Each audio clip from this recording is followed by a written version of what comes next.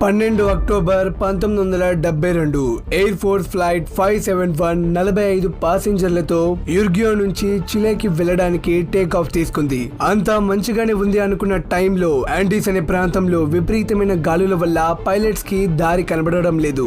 దానితో ప్లేన్ అక్కడున్న మంచు కొండని ఢీకొని ప్లేన్ ముందు భాగం మంచులో పడిపోయింది. కానీ అందులో చాలా మంది ప్యాసింజర్స్ ఇంకా బ్రతికే ఉన్నారు. కానీ వాళ్ళు ఇలాంటి ప్రాంతంలో ఉన్నారు ఎక్కడైతే ఒక్క రెస్క్యూ టీం కూడా రాలేదు. తినడానికి ఎక్కడ ఏమీ లేదు. ఎటువైపు చూసినా మంచు మాత్రమే కనబడుతుంది. కానీ వాళ్ళు అలాంటి పరిస్థితుల్లో కూడా 72 రోజులు సర్వైవ్ అయ్యి బయటపడ్డారు. సో ఫ్రెండ్స్, నేను మీకు ఈ వీడియోలో ఆ ప్లేన్ ఎలా ఆ కొండల్లో పడిపోయింది, ప్లేన్ పడిపోయిన తర్వాత ఆహారం సరిపడా లేకపోయినా ప్యాసింజర్స్ ఎలా 72 రోజులు బ్రతికారు, ఎందుకు వాళ్ళని అన్ని రోజుల పాటు ఏ రెస్క్యూ టీం కూడా కాపాడలేకపోయింది, వాళ్ళందరూ ఈ కఠినమైన పరిస్థితి నుండి ఎలా బయటపడ్డారు, మరియు ఈ ఇన్సిడెంట్ కి సంబంధించిన చాలా విషయాలను నేను మీకు ఈ వీడియోలో డీటెయిల్ గా చెప్పబోతున్నాను. అండ్ వీళ్ళు చేసిన ఈ సర్వైవల్ మీకు ఎంతో ఉత్కంఠాన్ని అండ్ ఆశ్చర్యాన్ని కలిగిస్తుంది. సో ఇంకా వీడియోని ఏమాత్రం ఆలస్యం చేయకుండా లెట్స్ గెట్ స్టార్టెడ్.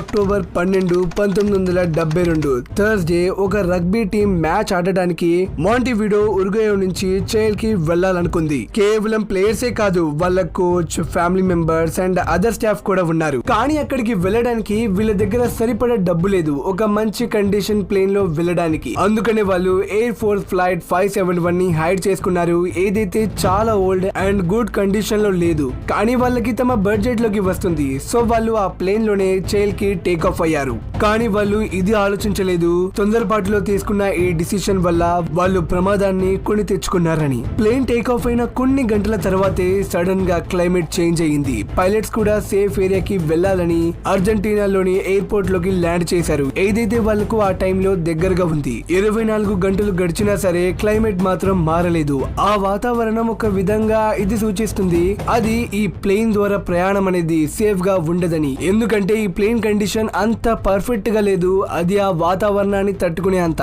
కానీ వాళ్ళకి చైల్ వెళ్ళడం కూడా చాలా ఇంపార్టెంట్, ఎందుకంటే వాళ్ళు ఆ మ్యాచ్ గెలుస్తారని ఆశలు పెట్టుకున్నారు. అందుకోసమే వాళ్ళు తుఫాను కొంచెం తగ్గిన తర్వాత మళ్ళీ ప్లేన్ లో చైల్ కి బయలుదేరారు. కానీ కొంత దూరంలోనే మళ్ళీ క్లైమేట్ ప్రమాదకరంగా మారింది అండ్ ప్లేన్ షేక్ అవ్వడం మొదలయ్యింది. అప్పుడు బ్యాడ్ వెదర్ కండిషన్ అండ్ లో విజిబిలిటీ కారణంగా పైలట్స్ కి అనిపించింది వాళ్ళ ముందు ఒక ఎయిర్పోర్ట్ ఉందని. అందుకనే వాళ్ళు ప్లేన్ హైట్ ని తగ్గించారు. కానీ తరువాత తెలిసింది అది అసలు ఎయిర్పోర్ట్ కాదు, 2 కొండల మధ్యలో ఉన్న ఒక ఖాళీ ప్రదేశం అని. పైలట్ యొక్క ఈ రాంగ్ ఎస్టిమేషన్ వలన ఈ ప్లేన్ కొండల మధ్యలో నుంచి వెళ్తుంది. పైలట్ ఈ తప్పుని గమనించి మళ్ళీ ప్లేన్ ని పైకి తీసుకుని వెళ్లాలనుకున్నారు. కానీ విపరీతమైన మంచు తుఫాన్ ఇలా అవ్వనివ్వలేదు. అప్పుడే ప్లేన్ వెనుక భాగం ఒక కొండను ఢీకొంది. దానితో ప్లేన్ తన బ్యాలెన్స్ ని కోల్పోయి కిందకు పడడం మొదలయ్యింది.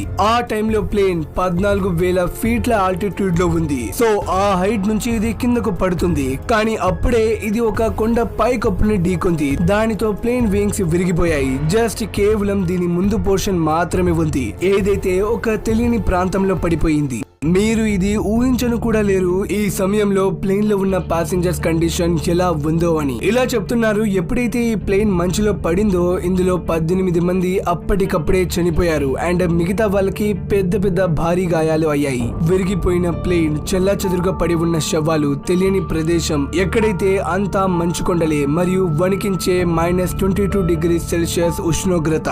ఈ సిచ్యువేషన్ లో వాళ్ళ బాధని మాటల్లో వర్ణించలేం. సో ఇందులో కొంతమంది ఉన్నారు, వాళ్ళు ఈ సిచ్యువేషన్ ను చూసి భయపడ్డారు గానీ వెనకడుగు మాత్రం వెయ్యలేదు. ఎప్పుడైతే వీళ్ళు స్పృహలోకి వచ్చారో వారు బాగా గాయపడిన వారికి ప్రథమ చికిత్స చేశారు. కానీ ఇప్పుడు వీళ్ళ ముందు ఉన్న అసలైన ఛాలెంజ్ ఎలా వాళ్ళు ఈ చల్లటి టెంపరేచర్ ని తట్టుకోవాలి. వాళ్లకు ఈ విశ్వాసం ఉంది వాళ్ళని ఎవరో ఒకరు కాపాడడానికి వస్తారని. కానీ అప్పటిదాకా వాళ్ళు ఎలా అయినా సరే సర్వైవ్ అవ్వాలి. అందుకనే వాళ్ళు పూర్తి టైం ప్లేన్ లోపలే గడిపారు. దానితో శరీరం కొంచెం వేడిగా ఉంటుందని. దానికోసం వాళ్ళు ప్లేన్ సామాన్లు మరియు లగేజ్ విలేజెస్ ని బయట వైపు మూసేశారు. అలా ఆ రోజు రాత్రి గడిచింది. కానీ మరుసటి రోజు ఉదయం చలి కారణంగా 5 చనిపోయారు. ఇంకా 20 నుంచి 25 మంది మాత్రమే బ్రతికే ఉన్నారు. వాళ్ళు ఎలా అయినా సరే ఈ సిచ్యువేషన్ నుంచి బయటపడాలని రెస్క్యూ టీం కోసం ఎదురు చూస్తున్నారు. కానీ విధి కూడా వాళ్ళకి అనుకూలంగా లేదు. ఎందుకంటే మంచుతో కప్పబడి ఉన్న కొండల్లో ఒక తెల్లటి రంగు ప్లేన్ ని అక్కడ ప్రయాణించే ప్లేన్స్ చూడడం కష్టం. అండ్ ఆల్సో ఆ చోటులో ఎలాంటి జనసంచారం కూడా లేదు. ఇలా ఎవరో వస్తారని నమ్మకంతోనే 10 రోజులు గడిచిపోయాయి. అండ్ ప్లేన్ లో ఏదైతే ఫుడ్ ఉందో దానితో కడుపు నింపుకున్నారు. కానీ మనుషులు ఇప్పటికీ కూడా చనిపోతున్నారు. ఎందుకంటే లిమిటెడ్ ఫుడ్ మరియు గాయాలకు సరైన ట్రీట్మెంట్ లేక కొంతమంది చనిపోతున్నారు. ఈ పరిస్థితిని చూసి అందరిలో బయటపడతామనే నమ్మకం క్రమక్రమంగా తగ్గిపోతుంది. ఇలా రోజులు గడుస్తూ పోయాయి. ఆహారం కూడా అవుతూ వచ్చింది. అండ్ ఇప్పుడు వీళ్ళ దగ్గర తినడానికి ఒక్క పదార్థం కూడా లేదు. ఇప్పుడు వాళ్ళ ముందు ఆకలితో చనిపోవడం కంటే వేరే ఆప్షన్ లేదు. కానీ అందులో నాందో అనే వ్యక్తి అందరికి ఒక సలహా ఇచ్చాడు. ఒకవేళ వాళ్ళు బ్రతికి ఉండాలంటే వాళ్ళు తమ చనిపోయిన ఫ్రెండ్స్ యొక్క మాంసాన్ని తినాలని. ఎందుకంటే మనం ఇప్పుడు బ్రతికి ఉండాలంటే ఈ ఆప్షన్ తప్ప వేరే ఆప్షనే లేదు.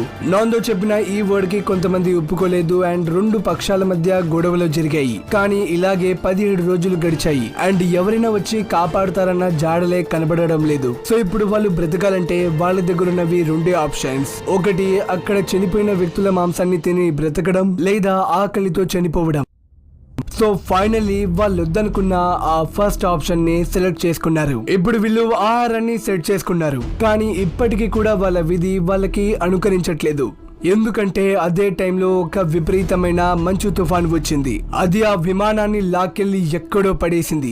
అండ్ ఆ విమానం మొత్తం మంచుతో కప్పబడిపోయింది. ఇలా తుఫాన్ 1 రోజు కాదు, 2 రోజులు కాదు, 3 రోజులు కంటిన్యూస్ గా వచ్చింది. ఇందులో కొంతమంది చనిపోయారు. కానీ ఇప్పటికీ కూడా వాళ్ళకి ప్రమాదం పొంచే ఉంది. చాలా రోజుల తర్వాత ఆ ప్రాంతంలో ఎండ వచ్చింది. కానీ అది కూడా వాళ్ళకు ఒక సమస్యలాగా మారింది. చాలా టైం తర్వాత వచ్చిన ఈ సూర్యుడి కిరణాలు మంచు మీద పడి వాళ్ళ కళ్ళకు గుచ్చుకుంటున్నట్టుగా ఉన్నాయి. ఫైనల్లీ వాళ్ళందరూ ఇది రిలైజ్ అయ్యారు, మనల్ని కాపాడడానికి ఎవ్వరు రారు, అందుకోసం మనమే ఇక్కడి నుంచి బయటకు వెళ్లి హెల్ప్ కోసం వెతుకుదామని. అందుకనే వాళ్ళలో కొంతమంది సహాయం కోసం బయలుదేరారు. కానీ వాళ్ళు ఇంత కఠినమైన సిచ్యువేషన్స్ ని దాటిన తర్వాత వాళ్ళ లోపల ఇంతటి నమ్మకం ఉంది, వాళ్ళు ఎలాంటి సిచ్యువేషన్ అయినా ఎదుర్కోగలమని. ఆకలి కోసం శవాలను తినడం, కళ్ళు గుచ్చుకోకుండా గాగుల్స్ ధరించడం, అండ్ మంచులో నడవడానికి షూస్ వాళ్ళు ఎలాగో అలాగా ప్లేన్ సామాన్లతో తయారు చేసుకున్నారు. సో ఎవరైతే హెల్ప్ కోసం బయలుదేరారో వాళ్ళకి కొద్ది దూరంలోనే వాళ్ళ ప్లేన్ యొక్క వేరే భాగం కనబడింది. అందులో వాళ్ళు రేడియోని బయటకు తీసి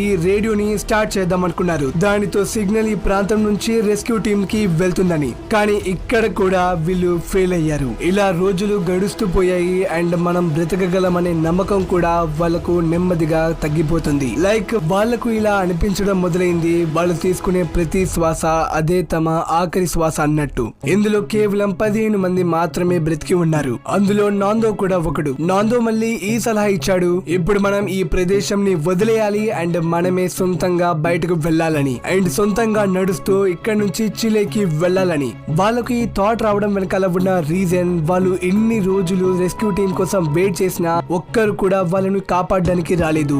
ఆల్రెడీ వీళ్ళు రెస్క్యూ టీం కోసం చూస్తూ 60 రోజులు అంటే 2 నెలలు గడిచిపోయాయి. వాళ్ళందరూ ఇది అనుకున్నారు, మేము చిల్లీకి అంత దూరంగా ఏమీ లేమని. సో నడుచుకుంటూ వెళ్తే మాకు ఏదో ఒక టౌన్ తప్పకుండా తగులుతుందని అనుకున్నారు. కానీ వాళ్ళకు తెలీదు, వాళ్ళ ప్లేన్ క్రాష్ అనేది చిల్లీ నుండి 70 నుంచి 80 కిలోమీటర్ల దూరంలో జరిగింది. నాందో మరియు అతని ఫ్రెండ్స్ 2 రోజుల పాటు కంటిన్యూస్ గా నడిచారు. కానీ వాళ్ళకు ఎలాంటి హెల్ప్ కనబడలేదు. అందులో తన ఒక ఫ్రెండ్ మళ్ళీ ప్లేన్ దగ్గరకు వెళ్లిపోయాడు. కానీ నాందో మరియు అతని ఫ్రెండ్ మాత్రం ఎక్కడ తగ్గలేదు. అండ్ వాళ్ళు అలాగే 8 రోజుల పాటు మంచులో ప్రయాణం చేశారు. అండ్ ఫైనల్ గా ఆ రోజు వచ్చింది. ఏ రోజు కోసమైతే వాళ్ళు 72 రోజులు కన్నార్పకుండా ఎదురు చూశారు. వాళ్ళకు ఒక విలేజర్ కనపడ్డాడు. వాళ్ళు అతనికి అక్కడ జరిగిన సిచ్యువేషన్ మొత్తం ఎక్స్ప్లెయిన్ చేశారు. అండ్ ఆ విలేజర్ వాళ్ళకు ప్రామిస్ చేసి రెస్క్యూ టీమ్ ని పిలవడానికి వెళ్ళాడు. అండ్ చాలా సేపు తర్వాత ఒక మిలిటరీ టీం వాళ్ళను కాపాడడానికి వెళ్ళింది. నాందో మళ్ళీ ఆ మిలిటరీకి వివరించాడు తనతో అండ్ తన ఫ్రెండ్స్ తో ఏం జరిగిందో అని. అండ్ ఆల్సో వాళ్ళు ఎక్కడ అండ్ ఏ చోటులో ఉన్నారో కూడా క్లియర్ గా చెప్పాడు. ఉంటాడు. సో ఫైనల్లీ నాందో చెప్పిన వివరాల ద్వారా మిలిటరీ ఆ ప్లేన్ క్రాష్ ప్రదేశానికి వచ్చి అక్కడున్న ప్యాసింజర్స్ ని కాపాడింది. తరువాత ఈ విషయం ప్రపంచం మొత్తానికి తెలిసింది. పూర్తి ప్రపంచం వీళ్ళ సర్వైవ్ ని చూసి ఆశ్చర్యపోయారు. కానీ కొంతమంది మాత్రం వీళ్ళు నరభక్షిలాగా మారడం అనేది తప్పు అని చెప్తున్నారు. కానీ అందరికి తెలుసు ఆ టైంలో ఆ సిచ్యువేషన్ లో వాళ్ళకున్నది అదొక్కటే ఆప్షన్, లేకపోతే వాళ్ళు ఇన్ని రోజులు బ్రతికి ఉండేవారే కాదు. సో ఈ సిచ్యువేషన్ లో నాందో మరియు అతని ఫ్రెండ్స్ ఏదైతే చేశారో అంతా వాళ్ళు సర్వైవింగ్ కోసమే చేశారు. సో ఫ్రెండ్స్, మీరు ఈ రియల్ సర్వైవల్ స్టోరీ గురించి ఏమనుకుంటున్నారు నాకు తప్పకుండా కింద కామెంట్ బాక్స్ లో చెప్పండి. అండ్ ఆల్సో వీడియో నచ్చితే మనస్ఫూర్తిగా ఈ వీడియోని లైక్ చేసి మీ ఫ్రెండ్స్ అండ్ ఫ్యామిలీ మెంబర్స్ కి షేర్ చేయండి. మళ్ళీ కలుద్దాం ఇలాంటి మంచి ఇంట్రెస్టింగ్ టాపిక్ తో. Until then bye.